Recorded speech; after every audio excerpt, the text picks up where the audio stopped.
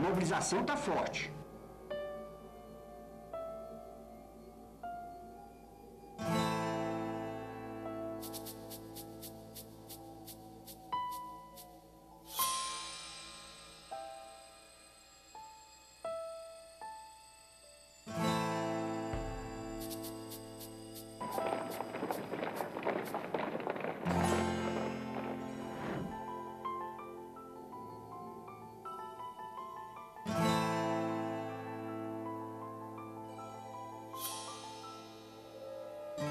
Nós nos reunimos no porão de uma igreja.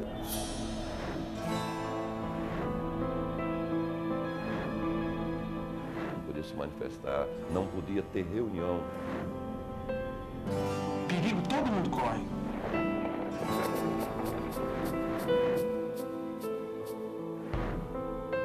Minha casa estava, às vezes, cercado por paramilitares com metralhadora na mão.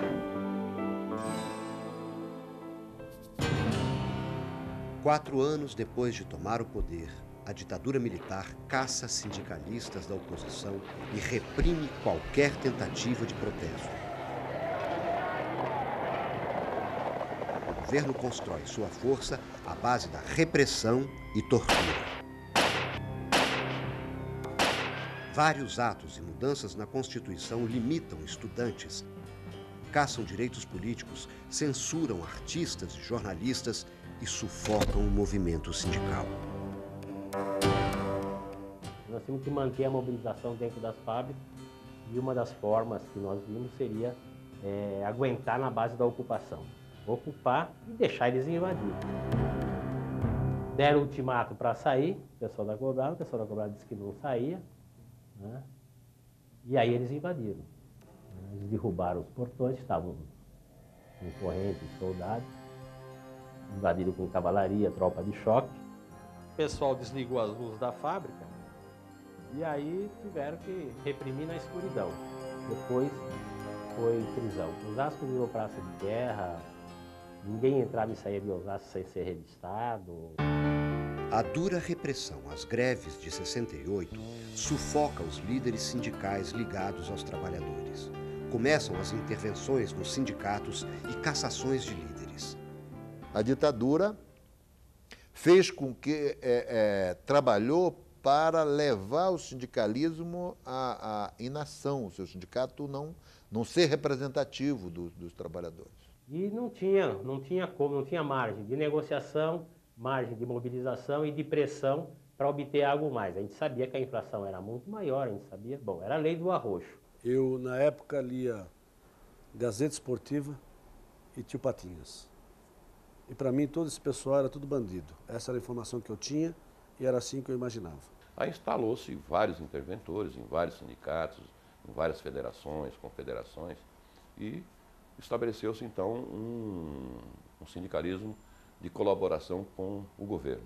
Sindicatos chamados pelegos, né? que na verdade não falava a verdade para os trabalhadores e, na verdade, ia enrolando os trabalhadores e eles se mantendo nos cargos. Novos líderes metalúrgicos começam a aparecer na região de São Bernardo do Campo. Vindos da Juventude Operária Católica, eles compõem as chapas que concorrem às eleições sindicais em 72. Ninguém queria ser sindicalizado, tinha medo de ir no sindicato.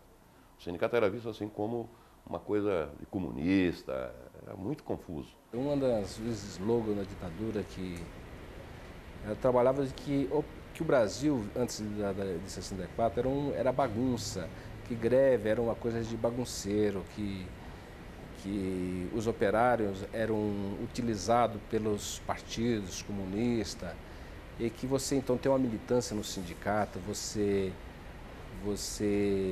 ser crítico ao governo era coisa de subversivo. De vez em quando aparecia alguma pessoa que só sabia um pouco mais porque participava de talvez de alguma organização política, ou participava da pastoral operária, já sabia um pouco mais, mas, no geral, na média, os trabalhadores não sabiam de nada.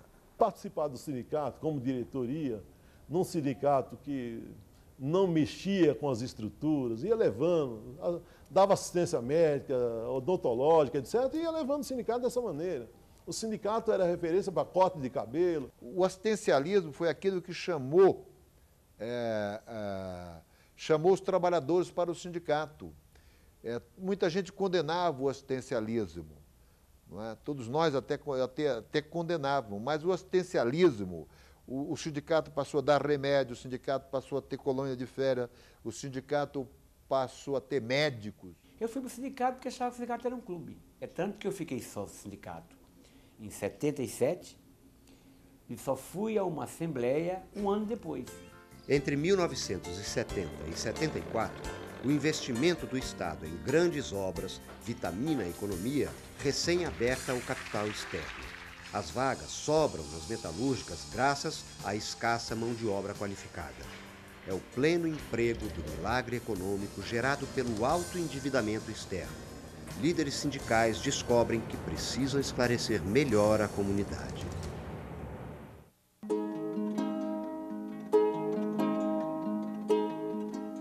Quando ele vinha, passava pelo médico e ia comprar o remédio que era mais barato na farmácia, nós colocávamos um boletim, então o menino da farmácia embrulhava um boletim do sindicato dentro do pacote. Quando a esposa chegava em casa, ela ia ler aquilo, ó, tem uma informação do sindicato, ó, tem dissídio, tem reunião da comissão salarial, tem não sei o quê, tem a CIPA, então ela passava também a integrar. As estratégias de informação começam a dar resultado. O número de adesões ao sindicato aumenta. A diretoria negocia até com os setores do governo. A aparente imagem de compreensão, porém, não se confirma. As reivindicações continuam não atendidas e os líderes mais combativos são perseguidos. Eu me lembro como se fosse hoje, quando eu fui na assembleia do sindicato, eu comprei um sapato novo, cueca nova, calça nova, camisa nova, tudo novinho, foi muito bem arrumado para o sindicato. Quando eu cheguei na assembleia, eu percebi que tinha gente de macacão, tinha gente com roupas simples, como eu deveria estar, tinha gente falando português errado, mas falando coisas corretíssimas. Evidentemente, aí quando você entra no movimento, você começa a despertar, você começa a entender, começa a conversar com outras pessoas, começa a aprender, começa a ler além da Gazeta Esportiva. Tal. Aí a gente começou a viver outro mundo, a entender de uma forma diferente. Até esse companheiro despertar que ele estava sendo explorado, demorava 2, 3 anos, até porque ele saía do Nordeste, não ganhava nada, ganhava, sei lá, naquela época, R$5 por semana, ou R$5 por dia. Chegava lá, ele passava a ganhar R$5 por hora, uma hipótese, né? Eu falei assim, ó, ainda com todo um bandejão ali, óculos, médico, ônibus, todo final do mês recebia o seu olerite, tudo certinho. Você ia falar para ele, ó, nós precisamos lutar porque o carro que está sendo vendido, o patrão está tendo muito mais lucro explorando o seu suor, o seu sangue, né? E os caras falaram, não, aqui tá bom demais. Eu acho que a primeira coisa que fez com que eu adquirisse a consciência foi a constatação naquela assembleia primeiro, que nós éramos um grupo de companheiros paulistas, mineiros, né? Gente do Nordeste inteiro, gente do sul do país, mas sobretudo nordestinos e mineiros e paulistas do interior de São Paulo, que estávamos ali, trabalhávamos, queríamos ser respeitados. A visão que a gente tinha era sempre uma visão negativa mesmo. Quer dizer, nós sempre vamos reivindicar e nós sempre vamos encontrar um não.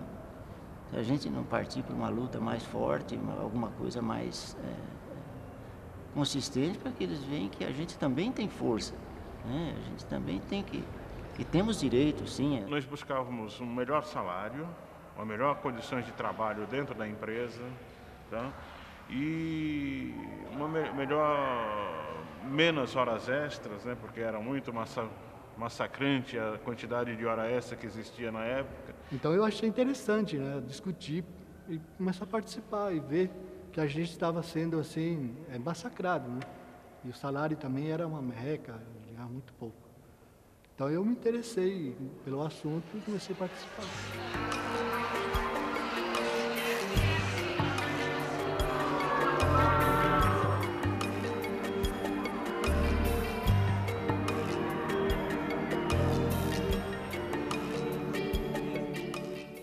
ditadura fez com que os sindicatos não estivessem presentes na fábrica, o sindicato estava fora da fábrica. Então, um pouco seguindo o exemplo do ABC, nós levamos o sindicato para a porta da fábrica, nós criamos comissão de fábrica, nós reaparelhamos os sindicatos. Para atingir os trabalhadores em geral, nós não vamos fazer só dentro na porta da fábrica, nós vamos fazer nos bairros.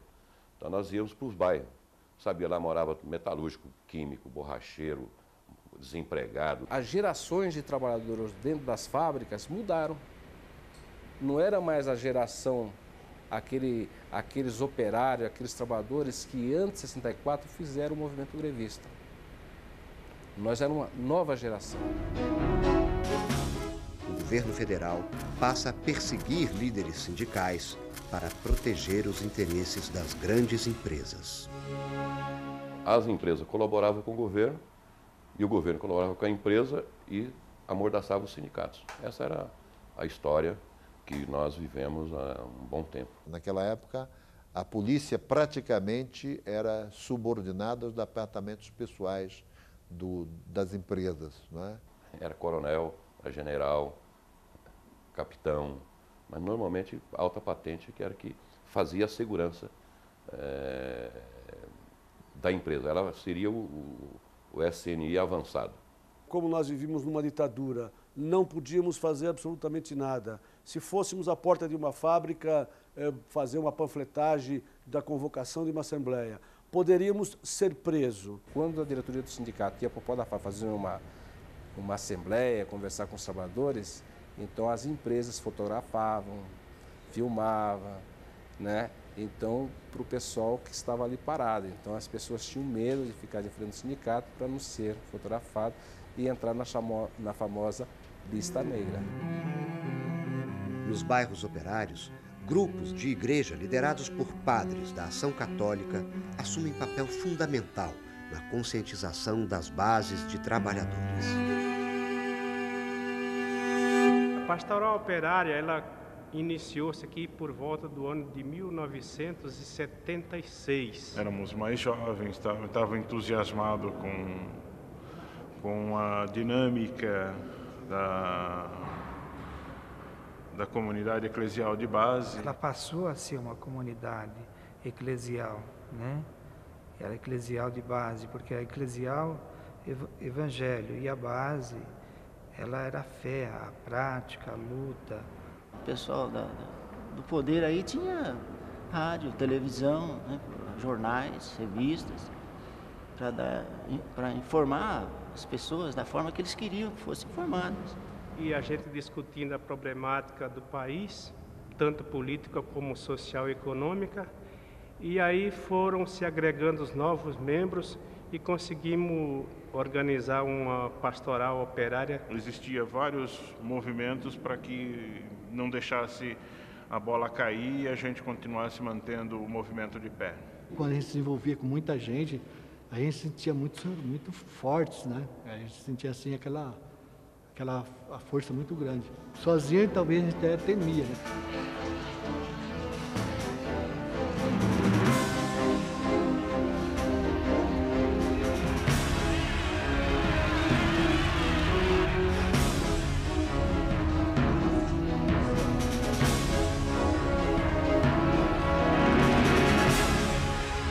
Eu fui mandado embora da Volkswagen porque eu recortava, né, matérias de jornais e colava no banheiro. Então eu fui mandado embora em 78 da Volkswagen por causa disso. Por diversas vezes eu cheguei a pular o portão das fábricas e entrar a conversar com os trabalhadores porque não queriam permitir que a gente conversasse com os trabalhadores. E para mim isso era um direito legítimo. Pegava esses companheiros e falava assim, bom, você tem que entrar mais cedo. Em vez de você entrar às 7 horas, você entra às 6h30. Os primeiros a chegar, você leva o boletim dentro da calça, tal, né? Na roupa, e chegava daí, distribuía colocava na máquina, não distribuía na mão, porque era perigoso, senão o cara entregava, né? Colocava em cima das máquinas, em cima das mesas da ferramentaria e tal. Quando o pessoal chegava, via aquilo, assim, pô, quem que distribuiu isso? havia uma dificuldade em casa muito grande de compreender a importância da luta, para explicar a minha esposa, para explicar aos familiares, muitas vezes, olha, isso aqui é uma coisa importante. Por quê? Não por má vontade, nem por inconsciência, mas olha, cuidado, se você ficar desempregado, como é que vai sustentar a família? Eu, sinceramente, quero confessar aqui que eu não falava para minha família. Só falava naquele momento já, com a greve, as prisões, aquela coisa toda, aquele movimento. Aí eu falava para minha família, olha, vamos ter que sair de casa porque a coisa está feia. Qualquer hora posso ser preso, como fui. E achei que não deveria deixá-los ali, né? As pessoas estavam carentes de luta, as pessoas estavam carentes de participação. O Brasil todo tinha manifestações, tem anistia, luta pela anistia, não era direta ainda, mas as pessoas queriam participar. Em maio de 1978, as primeiras greves estouram em São Bernardo do Campo. Depois de 10 anos de repressão e silêncio, o movimento grevista reúne os trabalhadores. Organizamos essa greve, modesta parte, muito inteligente e competente, porque nós conseguimos surpreender a direção da Scania, a chefia da Scania, para que no dia 12 de maio, às 7 horas da manhã, nenhum dos trabalhadores ligaram as suas máquinas. Foi a greve do silêncio, dos braços cruzados dentro da fábrica. Aí começaram a vir, tentar terminar a greve, e o pessoal lá de recursos humanos chegava na ferramentaria e falava, olha, volta a trabalhar, que a gente não vai voltar enquanto vocês não anunciar essa equiparação salarial no quadro de aviso. Então, olha, mas o setor tal começou a trabalhar, tá? Já começou a trabalhar, ou seja, já tinha furado a greve. Então, automaticamente, sem muito comando, um de nós da ferramentaria saíamos correndo, pegávamos o telefone, telefonávamos para o setor, tá, voltou a trabalhar aí? Não, não voltou. Não voltou, estamos tudo parado. Aí voltava, não, está tudo parado. E era assim que a gente se coordenava. E no meu setor dizia, olha, me chamava o Neguinho, ou Sagui, né? Olha, Sagui, toma cuidado, você não vai se envolver com esses agitadores aí não, viu? Esses caras só querem acabar com a fábrica. Aí quando eu chegava do lado dele, ele dizia, ó, Sagui, toma cuidado, você não fica junto com essa pelegalha não, que é todo um bando de puxa-saco. E eu ficava ali sem saber o que fazer. Mas aí eu tive a opção correta, fiquei do lado exatamente de quem lutava. As greves se repetem no ano seguinte. Com a recessão econômica, os trabalhadores precisam de mais força para conseguirem o índice mais justo de aumento. Eles nos prendiam dentro da igreja, porque a polícia nos prendia dentro da igreja.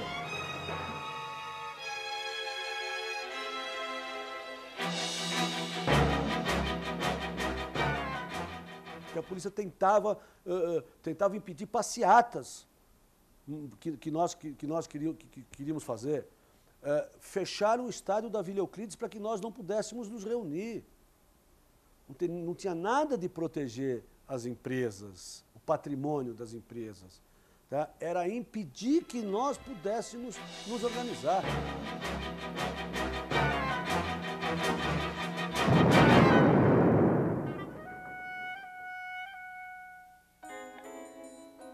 Muitas vezes nós fomos presos várias vezes, inclusive em São Bernardo, porque nós escrevemos um boletim assim, vamos ao tribunal forçar que o tribunal julgue o nosso dissídio, o nosso pleito. Porque tinha as causas sociais e as causas financeiras, né? Aí nós fomos presos. Aí chegou lá, o delegado do DOPS falou assim, olha, mas quem são vocês para estar pressionando a autoridade?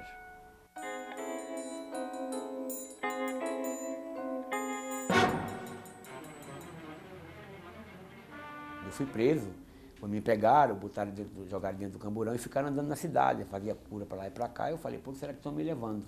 Né? Aí depois ficaram 2 horas comigo, me deixaram no lugar, falou, corre, não olhe para trás. Aí era tanta gente para prender que não tinha mais onde colocar.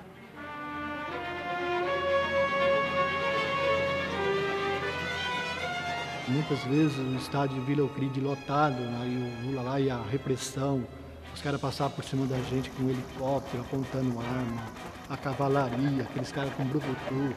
A manifestação em frente à Praça Matriz de São Bernardo, muitas vezes jogaram até bomba de gás lacrimogênico na gente para espalhar. Aí fomos levados para a delegacia seccional de São Bernardo do Campo pegaram nosso documento, RG, carteirinha da fábrica, e registraram lá, e todos aqueles companheiros foram demitidos. Aí já não bastava mais o salário.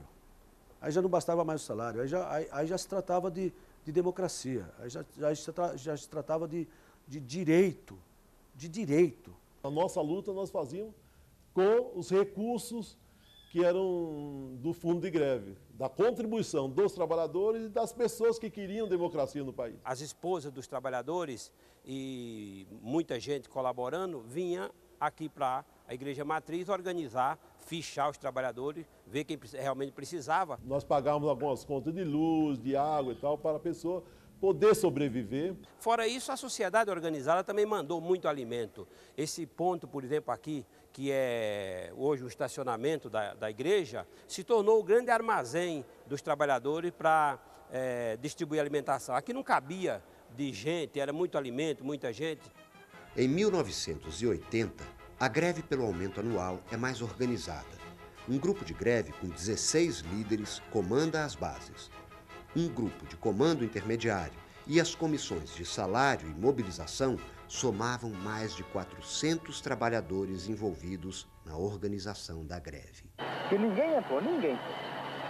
Tá, companheiro? Obrigado. Em 80 nós tivemos a paralisação de 41 dias. Os líderes sindicais do sindicato e outros companheiros de base foram presos, fomos presos. E aquilo também foi um sofrimento muito grande. Fomos indiciados na Lei de Segurança Nacional.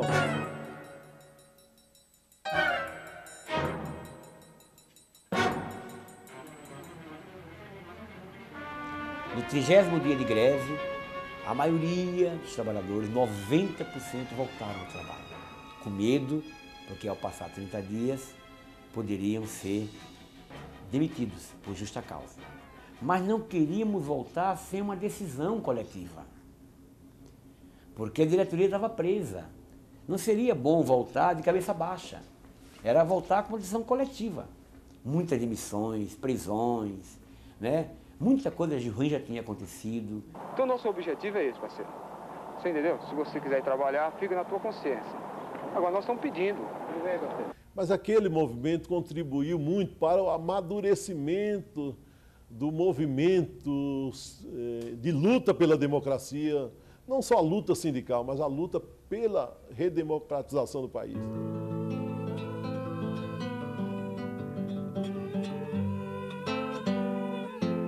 A gente percebeu que contra nós não eram só os empresários. Aliados, os empresários estavam na mídia, estavam no governo. Aquilo para nós, a gente voltou atrás e falou, puxa vida, então a coisa é mais grave ainda, é mais complicada. A gente chegou lá às 4h30 da manhã. Quando nós chegamos lá não tinha ninguém, mas ele estava lá. Falei para o compadre, ele vai furar a greve, vamos ficar aqui perto dele, não vamos falar nada, vamos ver se você vai fazer. E o ônibus lá. Ele olhava para nós, olhava para o ônibus, mas não entrava. O ônibus foi embora, mas esse homem ficou agoniado. Não queria dizer que estava furando aqui, queria furar a greve. Mas ficava falando, olha, estão furando por aí, estão furando, está muito feio, acabou não sei o quê. Falei, não, mas tudo bem, está tudo bem com você, tudo bem. Ele não entrou, porque nós estávamos ali. Quando a gente está tomando café, lá vem ele de novo para o ônibus do segundo horário. Falei, meu amigo, você quer tomar um cafezinho? Ele falou, não quero não, estou bem aqui, estou só vendo o movimento e tal. E a gente dando risada entre nós. Falei, não vai, esse cara não vai. Se ele for, a gente segura ele. O ônibus foi embora. Voltamos para a padaria dando risada. Daqui a pouco, a gente só vê o barulho de um fusquinha. Quando a gente vê ele dentro do fusquinha. A gente corre, para. Aí ele parou o carro. Falei, meu amigo, você está indo para onde? Falou, rapaz, eu estou indo ver os piquetes. Fala, então nós vamos junto. Ah, então tá bom, então entrem aí. Aí nós entramos. Aí eu fico mostrando, andando em lugares com ele dando risada, piscando um para o outro. O cara doido. Você acredita que quando deu 9 da manhã, ele rasgou com esse carro, não parou para ninguém e foi trabalhar? É duro, né?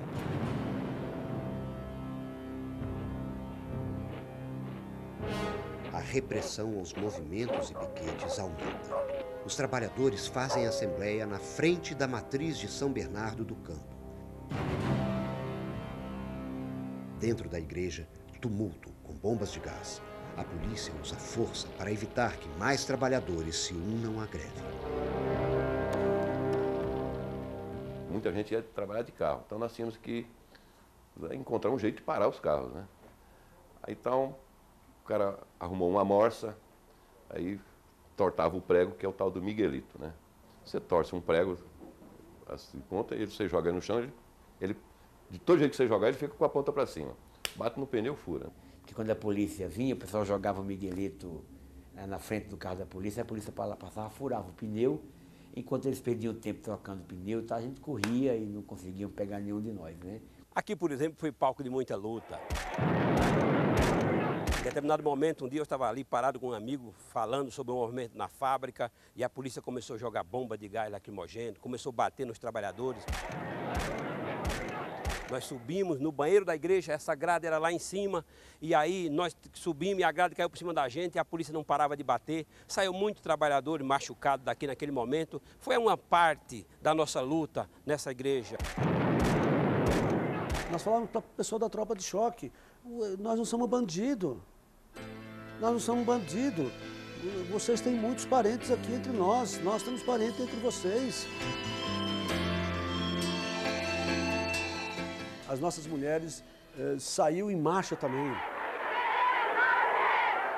Elas sozinhas organizavam as marchas delas em apoio a gente. Não era só a minha mulher, não, a mulher dos dirigentes sindicais, as mulheres dos trabalhadores, que vinham com uma rosa e marchavam em dias separados da gente, tá? Companheiros, quer dizer assim, companheiro entre aspas, que estava conosco nos piquetes, passou para o outro lado e falou assim, agora documento. Não, mas escuta, mas você não estava junto conosco? Você não é funcionário da Mercedes-Benz? Não tem conversa. Documento. O cara era da polícia e fazia, infiltrava e fazia agitação. E era o que mais agitava. Os movimentos sindicais dos metalúrgicos do ABC paulista repercutem em várias regiões do país. Outras categorias de trabalhadores definem pauta de reivindicações e organizam suas greves. A organização dos movimentos sindicais se une a movimentos políticos que lutam pelo fim da ditadura militar. A reivindicação de melhores salários e condição de trabalho faz crescer a caminhada pela redemocratização do país. São José da Costa Rica, coração civil, me inspire no meu sonho de amor, Brasil. Se o poeta é o que sonha, o que vai ser real, bom sonhar coisas boas que o homem faz e esperar